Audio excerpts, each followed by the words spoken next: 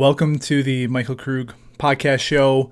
Today, I am sharing the 5 things I wish I would have known when I started my weight loss journey. And my hope is that whether you're starting or if you're on your journey, whether it's weight loss, building muscle, becoming healthier in general, I hope that these 5 tips help you get some clarity and collapse the time frame and help it maybe catalyze and make the process go faster, as well as finding sustainability in your journey as well. And so for me, I've shared it on the podcast before. Episode 1 is where I share my story. Wednesday, May 16th, 2012, I went to the doctor's office coming off of crutches from my 4th knee surgery in 3 years. I was 375 pounds. Excuse me, by the way, I have a little bit of a throat tickle today, so gonna just get through it. But so 375 pounds. My blood pressure was 160 over 100 with a heavy dose of an ACE inhibitor every day, so blood pressure medication. Cholesterol was elevated. It was over 250. Specifically, the LDL was pretty high. Had dropped out of college. There was a lot going on physically, mentally, emotionally, all of that. And I decided that day that I was going to make some changes to my health. And mind you, when I started, I had no idea how long it was going to take. I didn't know anything about nutrition, what foods were healthy, what should I eat, what should I not eat. I didn't understand different types of exercise. I was a relatively active person, even for my size. I always enjoyed riding my bike, playing hockey in the winter, playing golf, things like that. But I didn't really know much about resistance training besides, having in high school done it for football. I didn't know how much I needed to exercise or what types would be most beneficial. I didn't know, what the journey would look like. If you lose, you gain a little, you plateau. I had no idea how to address any of those things. And I really didn't know if the effort would be worth it. I did know that I could do it, but I didn't know how much it was going to take. So again, 13 years later, I've lost about 160 pounds and I've sustained it long term. I've sustained it this whole time. I was actually with a client yesterday and he kind of remarked on how he was maybe impressed or just the fact that I was able to lose weight and keep it off essentially forever, right? Like I don't foresee myself ever going back up to 300 pounds. There's a lot of things that we need to know from the beginning to be able to do it in a sustainable way. And that's actually a great segue into our first point here, which is how you lose weight is more important than how quickly you lose weight. We live in a society that a lot of people, myself included, want quick fixes to things, right? Like, we all want our brokerage accounts to get to $1 million ASAP. We all want to lose weight as quickly as possible. We all want to get shredded and build muscle as quickly as possible. We want to go on a dating app and find our soulmate with a swipe of a thumb. TikTok, Instagram, these apps, I'm on them and they just feed this continuous like dopamine hit after dopamine hit. And it's hijacked our ability to be able to see processes through the entire way, to be able to commit to things, especially when they're challenging. And it has created this dynamic where a lot of people, again, especially with weight loss, just want it as quickly as possible. Oftentimes I have potential clients I'm on calls with and they're like, yeah, I want to, lose 30 pounds for XYZ event, or, how much weight can I realistically lose by the end of the year? That was one that I had about a month ago. And it's like, if you go super drastic, like you can lose a lot of weight. Something that I haven't made a dedicated podcast about it, but when I was in my kind of deepest, darkest place and I was absolutely desperate to lose weight, I actually fasted for 17 days. So I didn't eat any food for 17 days. And in 17 days, I lost 40 pounds, right? So like, again, I was started at about 350. I didn't eat for 17 days and I lost 40 pounds. And a lot of people would say that like, wow, like that, there it is. Just don't eat. The problem is that when I started eating again, I had not addressed any of my actual eating habits. I had not addressed my lack of education and proper nutrition. So I put on all the weight on plus 25 more pounds, right? So again, focusing on speed is something that, again, there are ways you can catalyze and get quick progress and use that as momentum. But for the most part, speed is not going to be the most important thing. How you do it, how you lose weight is going to be way more important than how quickly it goes. And again, in contemporary society, we have these GLP-1 drugs like Ozempic, Wegovy, all the other, peptides that are out there, these GLP-1s. And maybe they're a miracle drug that won't have any side effects long term. I have also just witnessed Big Pharma and how they operate over the years, and I have a hunch that's not going to be the case. And everyone makes their own decisions, and those GLP-1s can definitely speed up the process, but the GLP-1 is not getting to the root of the issue when it comes to obesity and when it comes to weight loss, right? Like if we go to just simple logic and philosophy, obesity is not caused by a lack of GLP-1 agonist drugs. So therefore, they're not the answer, at least in my perspective, right? Maybe that's too simplistic. Maybe that's a nearsighted approach and thought to it. But being someone who has made these lifestyle changes, who has lost the weight, sustained it, I continue to get healthier day after day, week after week, year after year over time. Like I'm the healthiest I've ever been now at 33 years old. I can just tell you that looking for those quick fix and for those shortcuts, nothing's free in life. There is no, when it comes to doing something, building something sustainable that's going to really be the most aligned and allow you to live your highest version of yourself, there is no shortcuts. You just got to put in the work. So, if you're thinking about this, another way to look at it is how far do I want to go versus how fast. If your goal is to lose weight and sustain it long term, I would highly recommend addressing lifestyle things, lifestyle changes, nutrition, fitness, all these things, some of these points that we'll talk about later here, rather than just looking for the quick fix. So that's it. That's point number one. How you lose weight is more important than how quickly you lose weight.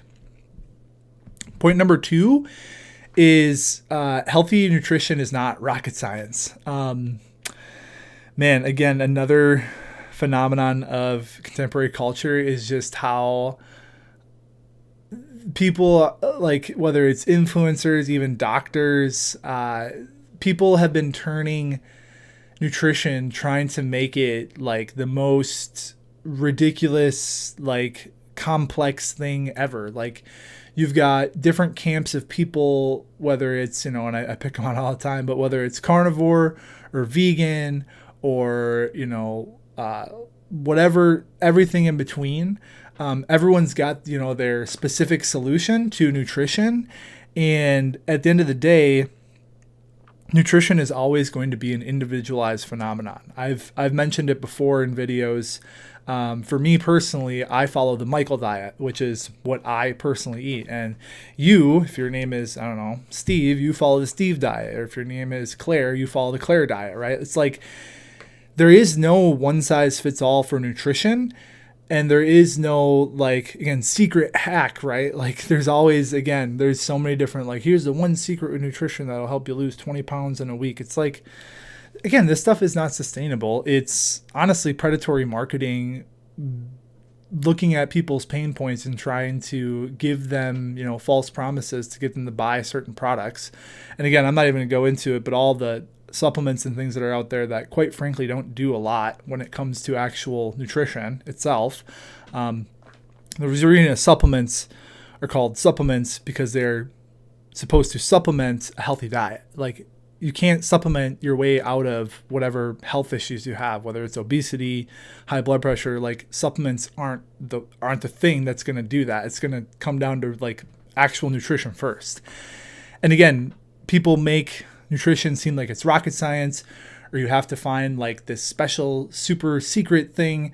And I'm just going to tell you straight up, all of that's bullshit. And the things that you need to know is, one, if you want to lose weight, you have to be in a calorie deficit. if you don't know how many calories you're eating each day, track your food. It's really like pretty simple. Number two is to eat what I call high frequency foods. So if it runs, flies, swims, or grows from the earth in its whole form, should be good to go. That's what I view as high frequency foods, low inflammation foods. Again, chicken breasts versus chicken nuggets, or, a whole apple versus applesauce, just as a couple examples. And when you're eating that high frequency food, one, typically whole foods are going to be less calorie dense and more nutrient dense. So you're going to feel more satiated with higher volume versus like a processed foods. And then two, a lot of times those foods come down to the two nutrients that I look at the most for myself and with my clients is eating adequate protein a day and eating adequate fiber a day. And I've gone over these before, but for protein, I think 1 gram per pound of ideal body weight. So if you want to weigh 180 pounds, 180 grams per day is great. You could do as low as 0.7. So let's say you want to be 200 pounds, 0.7 would be 140 grams of protein per day. More is typically better with protein. And then number two is fiber. All of the evidence supports that fiber is one of the most important nutrients that we can consume every day for gut health, for our gut microbiome, for muscle mass, even there's been shown, for bone density, for all of this stuff. And I'd say, for men, 30 plus grams of fiber per day, for women, 25 plus grams of fiber per day. Diverse areas we get fiber from has also been shown to be important. So not just getting all of your fiber a day from like apples, but having some fruits, some vegetables, maybe some whole grains, nuts, seeds, beans, whatever it might be. There's a lot of benefits in that. So again, healthy nutrition is not rocket science. If you are interested, I have several courses on nutrition. I do have a free online community that anyone can join. It's called the Inspired Wellbeing Community. I can put the link in the show notes, and it's a good spot. I'm biased because I created it, but I really have some deeper dives on nutrition, just walk through the absolute basics there. And again, it's all for free. So you can check that out. So again, point number two, if you're starting or progressing on your journey, maybe you're at a plateau, healthy nutrition is not rocket science. There is no one size fits all.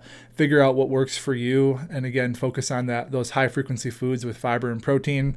You're going to be doing yourself a lot of favors. So that's point two. Point number three here is with exercise, some is greater than none. And this is one that I had to learn myself. This is one that I work on a lot with clients. A lot of times, especially with exercise, we have this all or nothing mindset. So we feel like if I can't get to the gym for a 60-minute workout plus sauna and cold tub and whatever other things that we want to do, then it's not worth it. And that's just so far from the truth. I cannot stress this point enough.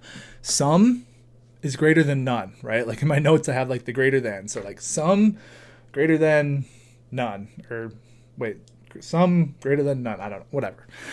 Some is going to be greater than none with exercise. When I started, I was using bodybuilding.com before it was just, I think it's mostly like a supplement pushing app now, but way back in the day, bodybuilding.com had a bunch of like free programs you could use, and all the workouts were like an hour to 75 minutes. And I thought, like, when I went to the gym, I was like, I have to do this entire workout.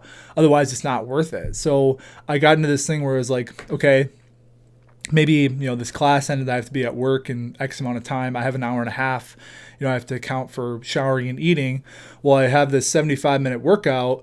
I only have 45 minutes that I actually could work out for to make sure that I get to work on time. So I'm just going to skip it. And that's just, that's a line of thinking that is going to hold you back in so many ways, because especially as, in 2025 as human beings, we are so busy. We're inundated with emails, text messages. I feel like kids are just in so many activities nowadays. Having 2 stepkids and a son of my own now, like it's nonstop. Work kind of never shuts off, for me at least. I know for a lot of people listening, you probably feel the same way.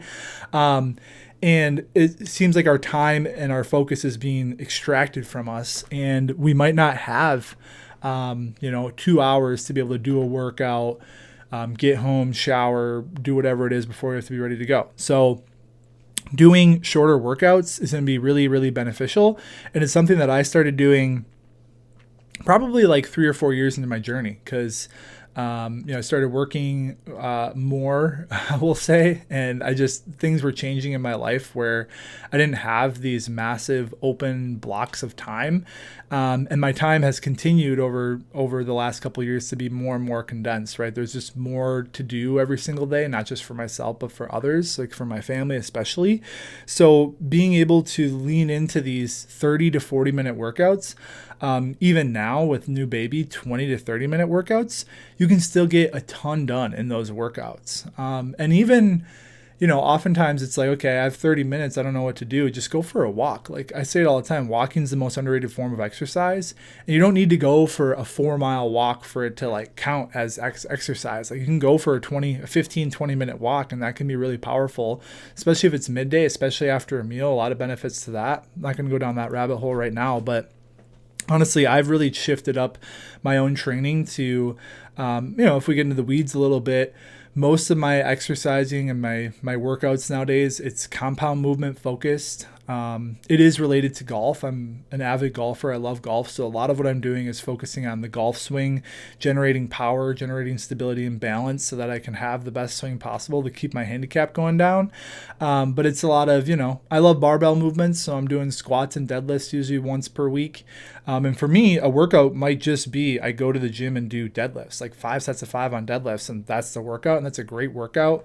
I do track it. I got this Garmin watch. So being able to see like my heart rate zones where I'm getting to, pretty powerful. Otherwise, it's a lot of pull-ups, dips, push-ups, core work. I use dumbbells and barbells almost exclusively. Like I rarely ever use a machine. I rarely, even find myself in that portion of the gym. I'm usually just doing some free weights and body weight stuff.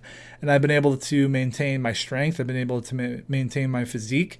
Going to the gym for 20 to 30 minutes, 3 or 4 days a week versus what it used to be, which is like an hour, 5 days a week. Again, time is a constraint, especially with working, family, kids, and all of that. So just knowing that, again, point 3 here, with exercise, some is greater than none. And if you do want any information on different types of workout programming, things that can help, I do have 3 different free workout programs in that Inspired Wellbeing community. I've also got options to work with me if you want more detailed online coaching, as well as my full 6-month Inspired Wellbeing program. If you want any of that information, feel free. You can visit my website. We can connect there. I'll put the link for the community and the website in the show notes here. So that's what we got. Point number 3, with exercise, some is greater than none. Point number 4, and this is a big one. When progress stalls, change your inputs. Okay, when progress stalls, change your inputs. I want to preface this by saying, especially with weight loss, if you're losing a significant amount of weight, there is almost always going to be a time where you quote unquote plateau, and when you feel like you hit this number and you can't break through it. And there's a lot of reasons for that. One of the biggest reasons is, what got you here is not going to get you there. So if we look at it from a physics standpoint, if you've been in a calorie deficit, maybe you've been tracking your food and you're eating a similar amount of calories every day, that might be like the maintenance amount of calories. So let's say you started at 300, you got to 250, and you were eating, 3,600 calories a day to get there, or 34, whatever it is. And you keep eating that amount and you realize your weight stalls and stays there for a couple of weeks.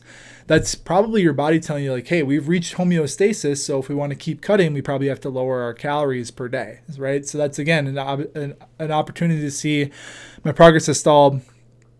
I need to change my inputs. Also, it could be exercise, right? So maybe let's just say you're into powerlifting and you want to get your bench up, right? Most guys want to get their bench press to like 3 plates or whatever it is. I don't really do barbell bench press. I don't think it's a great movement. Again, I'm not going to go there right now. But let's say you're trying to increase your bench press and you've been stuck at 225, 3 sets of 5, and you've been stuck there for like a month. It's like, okay, maybe we need to do something a little different. Maybe we need to do a deload week. Maybe we need to switch up the stimuli and do some incline bench. Maybe we want to try dumbbells. Maybe we want to, instead of doing just this 3x5 every week, maybe we want to do more hypertrophy sets and grow the muscles a little bit. Maybe go to 3x8 or 3x12. Maybe we want to try a full 1 rep max here we're at, right? Like with fitness, however you're tracking it. And for me, just an example. So I was stuck at doing 5x5s at 315 for deadlifts for a long time. And then I took a month off of doing deadlifts. I did a lot more of like transverse abdominis strengthening. So that's like your stabilizing muscles underneath your core muscles that you might see if you have a 6-pack. I took a month off from that, came back. Well, now I can do a 5x5 at 365 on deadlifts, and it's pretty easy. And me, getting a little older, I'm 33 years old now. I don't ever foresee myself going up trying to like deadlift 500 again. I don't see myself even going over 400 again. But if I can continue to make that 5x5 go up, like maybe I'll get to the point where my 5x5 on deadlifts, and again, that's 5 sets of 5 reps. Maybe I'll get to the point where that's at 405, but just getting that to 365 over the last year when I was stuck at 315 for a couple years being my 5x5 max, feels pretty good, right? So again, when you're seeing progress stall in training, or maybe you're working on speed and you just can't get underneath like a 5.5 second 40-yard dash, whatever it is, you got to just change your inputs. I already mentioned with nutrition, right? Could be calories, could be the types of food you're eating too. Maybe you're eating something that's inflammatory for you and you don't recognize it. So always experimenting with different types of food. And another thing to look at too is if progress is stalling, it's like, okay, what other factors of my life outside of just nutrition and fitness might be a hindrance? Like maybe my evening routine is I'm scrolling on TikTok for 2 hours. That might be a place to look. There's a lot of evidence to show that sleep is extremely important for muscle gain and fat loss. And if that's hindering your sleep, that might be a place to look. Maybe your morning routine, you don't have a good morning routine set up, so your day starts out stressed and then you're feeling stressed all day. You're getting ample cortisol.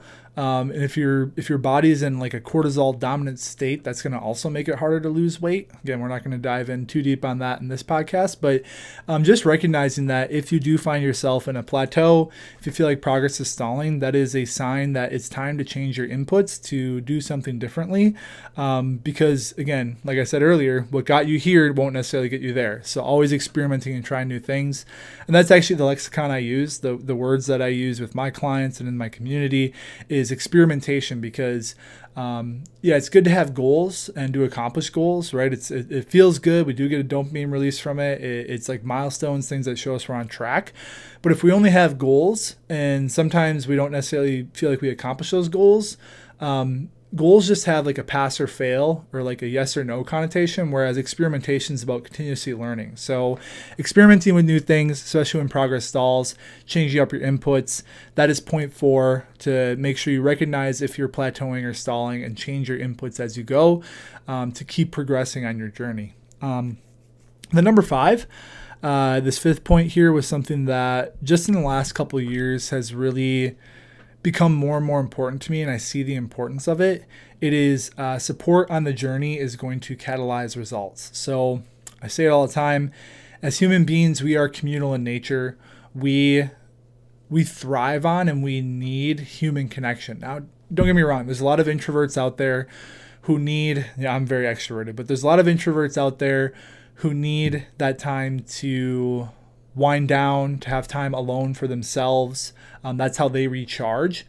And at the same time, as human beings, we do get energy from community, whether that community is in person, maybe it's a gym workout class, maybe it's church, maybe it's colleagues at work, maybe it's an online community. There's a lot of different ways that it can look. But having support and being on the journey with others is such an important piece of the journey, because again, there's an old adage, I say it all the time, but it's so true. It's if you want to go fast, go alone. If you want to go far, go together. You can just get into your own world and do something maybe for a couple weeks or a couple months, but eventually there's going to be friction to that. There's going to be, the boundaries that you create doing that are going to break down. And then you might find yourself back at square one because you didn't have support. You didn't have other people either encouraging you, helping you see things differently. And again, trying to go alone is just, it's the fastest way to burn out, because ultimately, again, as human beings, we like to connect with other people. We actually have a social branch of our nervous system from the vagus nerve. Again, I'm not going to dive into that in this episode, that craves connection. So when I say support on the journey will catalyze that results, what does that mean? Again, I've already mentioned the Inspired Wellbeing community. That's a free community you can join. I have another community as well. It's called the Wolf Pack. It's for men only. It's a little bit more in depth. It's got a little bit more structure around it. You can check that out as well. It's on my website. And it doesn't have to necessarily be with strangers either. It could be a friend, it could be a close friend, or even an acquaintance, someone who maybe becomes your gym partner, your accountability partner. It could be a family member, right? So whether it's your spouse, maybe it's your child, maybe it's an aunt or an uncle, a sibling, someone else who is going to be there for you and maybe working on their own health. I think having someone that you're working on health behaviors together with is very, very powerful. It could be a coach. If you're going to hire a coach, I highly recommend a board certified health coach. If you're looking for one, I know one. It's me. It could be a community. And like I mentioned, a couple examples I mentioned earlier, church, could be a gym community, could be an online community like I have. I do host free outdoor workout classes in Eagan, Minnesota, where I live. So that's another form of a community. Could be a Facebook group. I guess, I don't know. Facebook's got there's a lot of stuff on Facebook. It's just like a lot of noise. And it's just like, I don't know, but it can be helpful. And there's tons of ways you can get support. It could even be, watching this podcast, watching these YouTube videos, whether we've met or not. Maybe you feel like you get a sense of who I am, how I operate.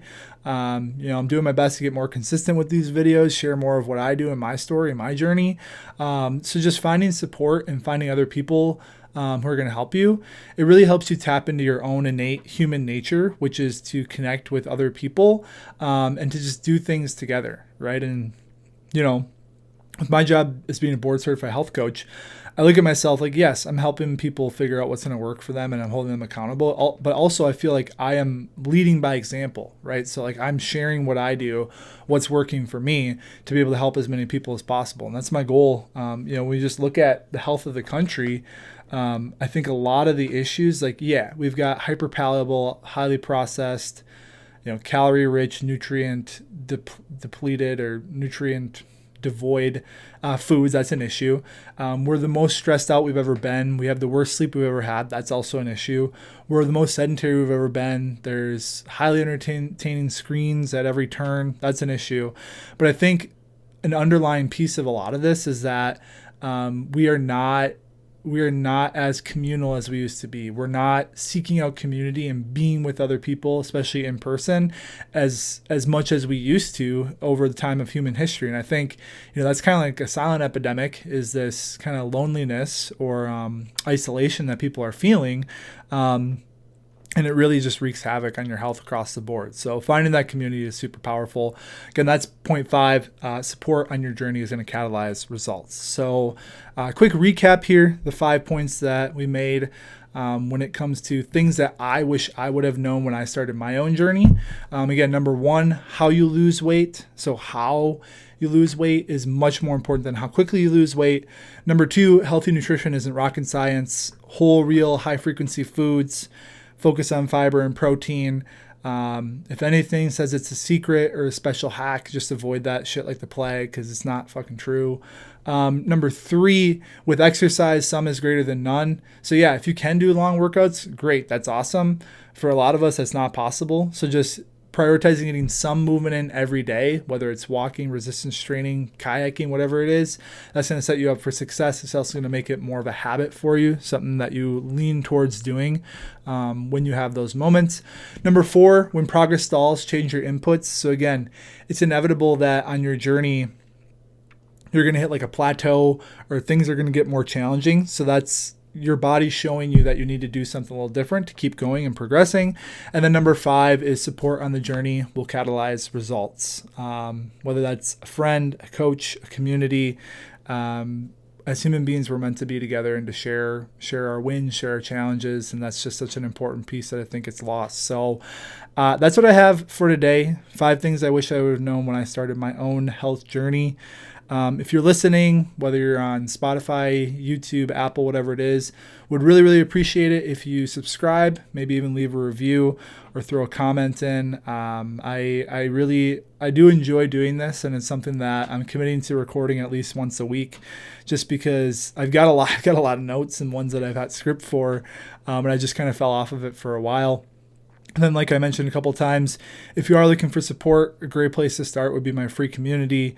If you're looking for more in-depth, you can go to my website, coachkrug.com. I've got a lot of resources and opportunities to connect there. So that's what I have for today. It's Tuesday, October 14th, recording this. We're going to keep it going. And as always, until next time, keep inspiring.